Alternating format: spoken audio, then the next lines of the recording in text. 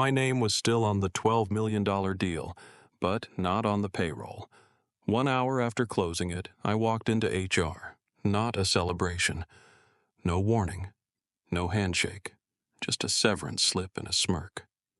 But what happened next will shock even those who thought they'd seen everything. But first, let's go back to the beginning. The office smelled like cheap citrus disinfectant and recycled air. My inbox still had congratulations emails unopened, the echo of handshakes and backslaps from 2 days earlier still warm in my head. $12 million. That deal should have cemented my place at the table, not shoved me out the door. I didn't even get to finish my espresso. "Claire, can you pop in real quick?" Greg had said it like we were friends, like this was just another quick status check before lunch.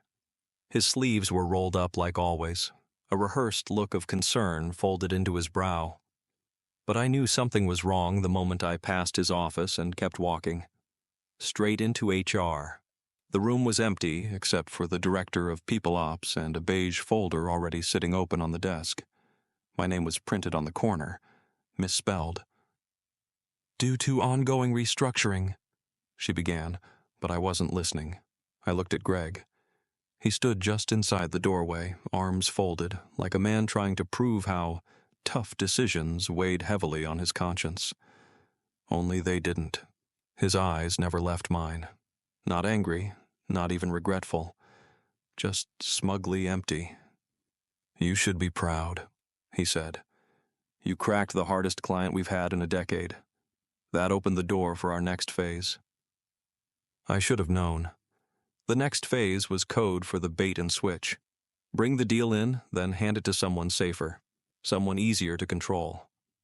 Someone like Trent, Greg's buddy's son, the MBA golden boy who spent more time on his Peloton than in client meetings. No handoff email, no formal thank you. Just a non-compete clause buried in a severance packet thicker than the one they gave Steve when he embezzled money. My keycard stopped working on the way out. But when I got home, bleary-eyed and raw, I checked out of instinct. And there it was. My access to the main server. Still live. No firewall. No password reset. The files were all still there. Every revised deck. Every call log, every proposal version. My work. They fired me before they cleaned up after me.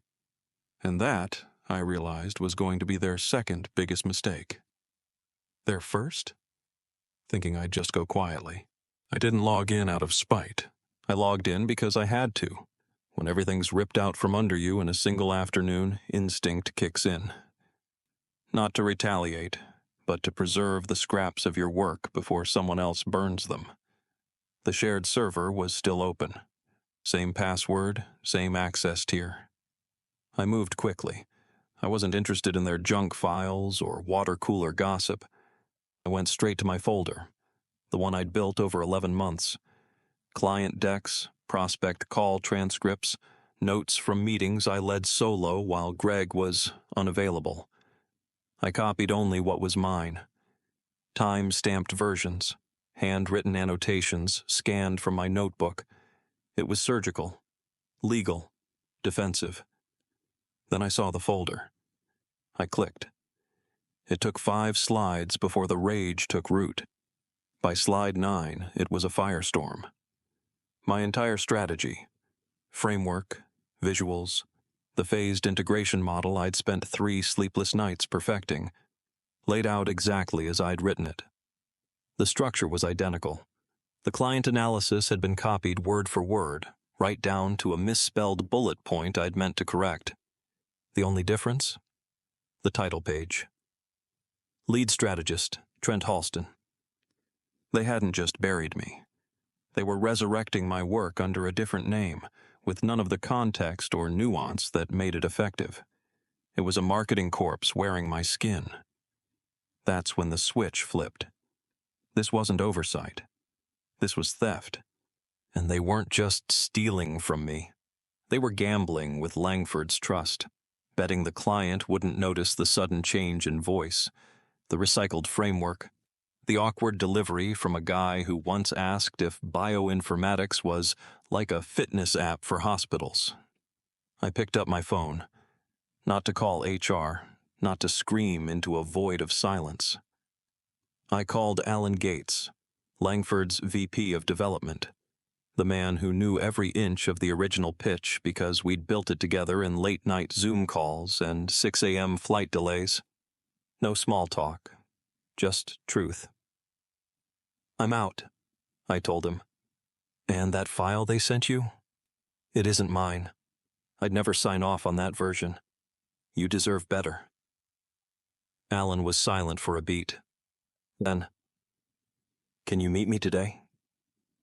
I said one word, not bitter, not sweet, just clear. "Lunch." The cafe wasn't crowded. A quiet place tucked between an antique bookstore and a florist, the kind of spot where decisions weren't made loudly, but deliberately. Alan Gates, Langford's VP of Development, arrived on time, just as precise in person as he'd been over a dozen strategic calls. No tie, pressed sleeves rolled up, serious face, softened only slightly by curiosity. We didn't waste time.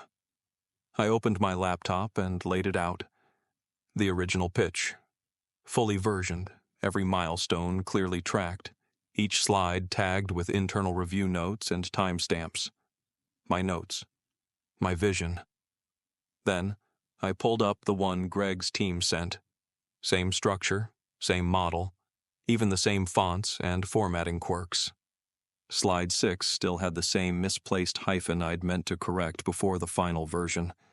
Alan didn't ask how I got it. He didn't need to. He leaned back, fingers tapping lightly on the table, and studied me.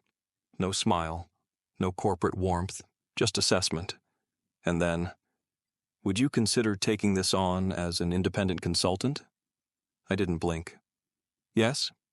2 days later, the paperwork was filed.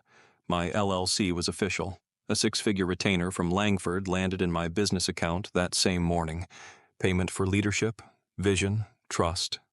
Everything Greg thought he could impersonate with a new title and a borrowed slide deck. I didn't gloat. I didn't need to.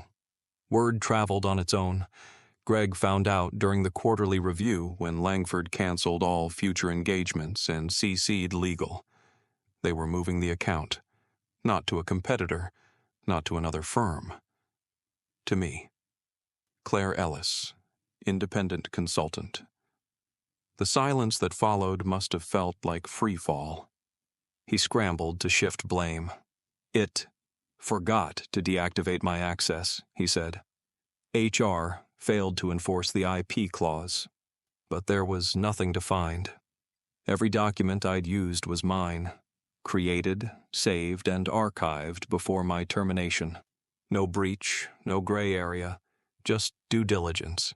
It was almost funny. The company handbook had a whole section on data preservation. Always back up your client data. I guess Greg skipped that chapter. Or maybe he thought the rules only applied to people beneath him. That's the thing about tables. If you don't respect the person setting them, don't be surprised when they flip. By the end of Q2, the numbers spoke for themselves. 2 new contracts signed. Both clients I'd once managed under Greg's agency, now reaching out directly, unprompted. They didn't need to be convinced. They'd heard the whispers, seen the shift in service, felt the difference between pretense and presence.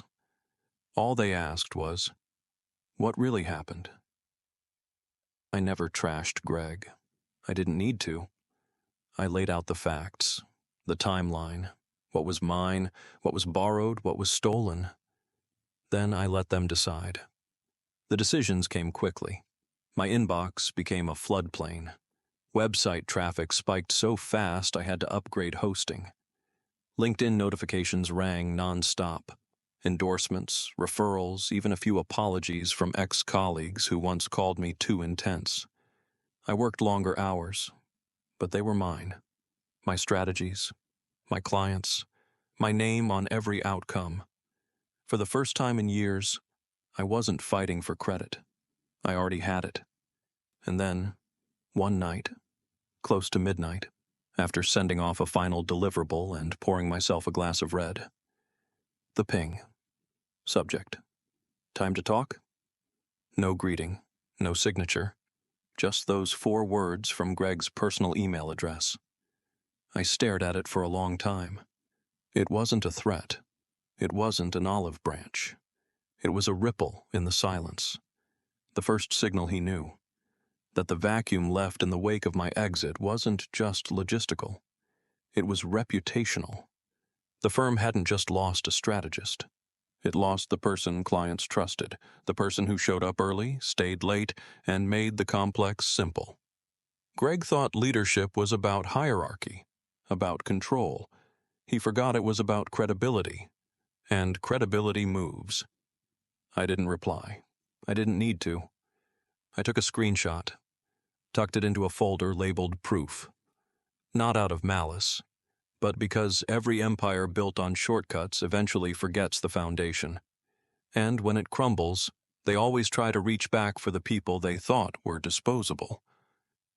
He fired me after a 12 Milor win, but he forgot the one thing more valuable than server access, strategy decks, or client lists.